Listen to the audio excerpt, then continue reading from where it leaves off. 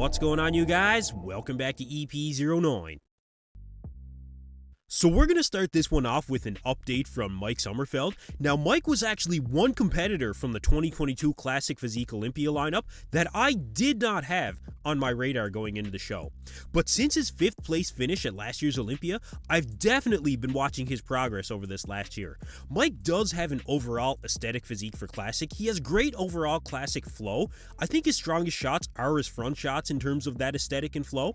And hopefully, he was able to fully utilize the weight cap increase in Classic to really fill out in the right places. Like his legs, they really did need to come up in size from the back. In these updates, they do look bigger, and hopefully that look translates over to the stage. From what we're seeing here, I think that he is going to have a fighting chance to maintain his 5th place spot at this 2023 Olympia.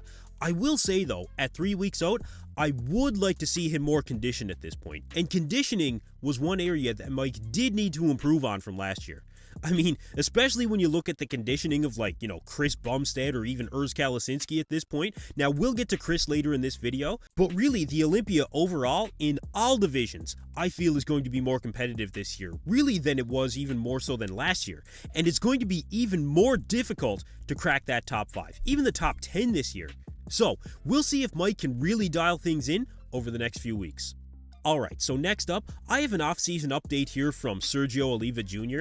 And after what many considered a disappointing competitive 2023 season, I'd say Sergio would even probably call it an overall frustrating 2023 season. It looks like Sergio is back on the grind, and he's really starting to fill back out that physique. And there's no denying two things when it comes to Sergio. The first thing is, he always looks impressive in these update pictures. I mean, these update pictures are absolutely insane. There's just no denying that fact. What the bodybuilding world is waiting for is for this look to finally translate over to the stage. That's what we're really waiting to see. And the second thing is, Sergio will go to the ends of the earth to continue to improve his physique. I mean, the guy's lived in the US, he's lived in Dubai for the last number of seasons, and now it seems his next path will lead him to Spain, which is where Sergio is looking to move next, apparently in order to train with none other than 6-time Mr. Olympia, the Shadow himself, Dorian Yates. And you know, I can't help but just be intrigued by this move. I mean, look, Sergio does have potential. He most definitely has unrealized potential when it comes to really nailing it on a bodybuilding stage. And we know that Dorian is relentless, to say the least. He'll beat Sergio down and he'll push him way past his limits. I mean, really, if there's anyone that can help Sergio really realize that potential, I think it could be Dorian Yates. If you couple that with Neil Yoda Hill now being his coach, I think that you have a very dangerous team here. So I'm definitely going to be watching this situation unfold, and we'll see if Sergio has what it takes to take the punishment from the Shadow himself. Okay, so next up,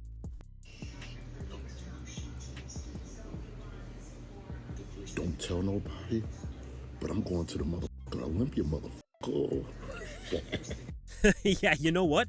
I would feel the exact same way if I was Charles Griffen. We have a 3-week out update from Charles here, fresh off his victory at the Legion Sports Fest, where Charles was able to take home the final Olympia qualification of the 2023 season. Charles was absolutely peeled out of his mind when he took the stage at the Legion. He showcased some of the best conditioning we have witnessed in the entire 2023 competitive season. Now, the conversation was surrounding the pec tear that we did see was more noticeable than we all expected, but I saw a recent interview that Charles did with Muscular Development, and he mentioned that he is learning how to pose around it, really make it look less noticeable in some poses. And really, at the end of the day, he is still relentlessly pursuing his best physique to date. And I do think, even with the pec tear, that Charles could have a shot at that 10th to 12th place spot at the Olympia this year. I mean, look, Hunter Labrada took 4th place with a torn pec in 2021, and the rest of Charles's overall development and conditioning, I think really can't be denied. So I am very excited to see Charles on the Olympia stage again, and we'll see if he can improve on his best placing to date of 14th place on that Olympia stage. Alright, so next up, we have an update here from Brandon Curry at 3 weeks out of the Olympia, and Brandon, I think, is looking to push for that conditioning factor this year. Now, at 3 weeks out, I think really it's expected for him to look a little bit, I guess, downsized at this point. And I've seen some conversation out there about how Brandon is looking downsized as compared to previous Olympia preps. But you know what? I really think that pushing for that conditioning factor and filling out during the carb up process is probably Brandon's best chance to stay in that conversation for the top 5 this year. I mean, look, the guy has the size, at least in the upper body. He's going to be one of the best on that Olympia stage. So if he really shreds down and then fills out to absolute perfection this time around, Brandon could surprise a lot of the bodybuilding world that maybe lost some faith in his ability to stay in that top 5 conversation. And I do think there's a chance that he could stay in that top 5. But at the same time, I do think it's going to be a tough battle this year, tougher than what we saw last year. So we'll find out very soon just how well our 2019 Mr. Olympia champion can really fare out in a very competitive Olympia lineup. Alright, last up, we have an update here from Chris Bumstead at only 4 weeks out of the Olympia. Now, this was a video that Chris posted on his YouTube channel. I'll link the entire video in the description below for you guys.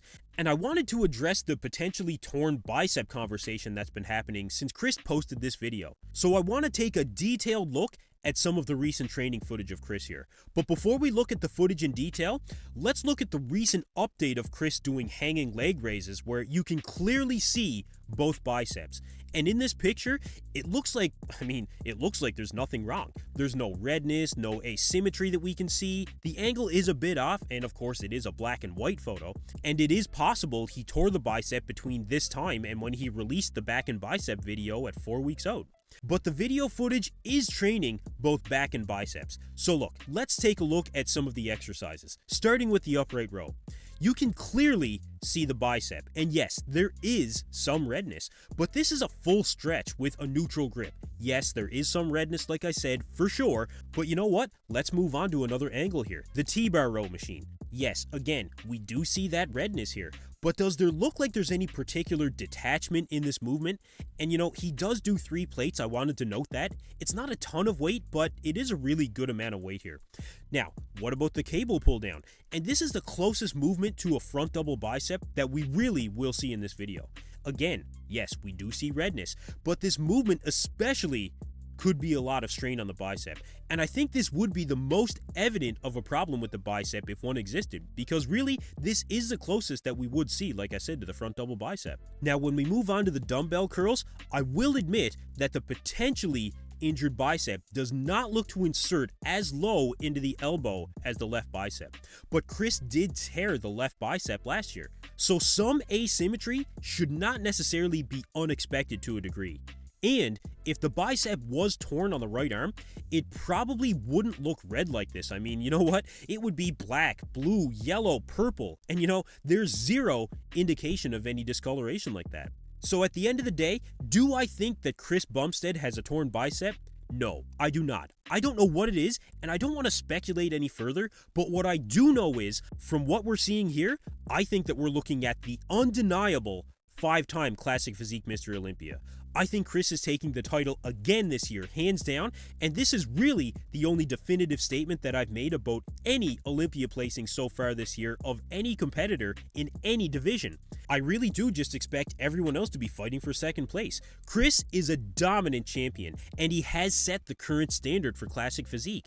And with an entire season of working with Hani Rambod behind him, arguably the best prep coach in the world, I really think that it's completely fair to say that we can really be that confident in Chris Bumstead to be a dominant champion, yet again, for the 5th year in a row. But you know what? You guys let me know what you think in the comments below. Do you think that Chris has another torn bicep? And if you do you think that it could cost him the title this year? Anyway, that's it for me in this video, you guys. Thank you for tuning in to EP09. Be sure to like and subscribe.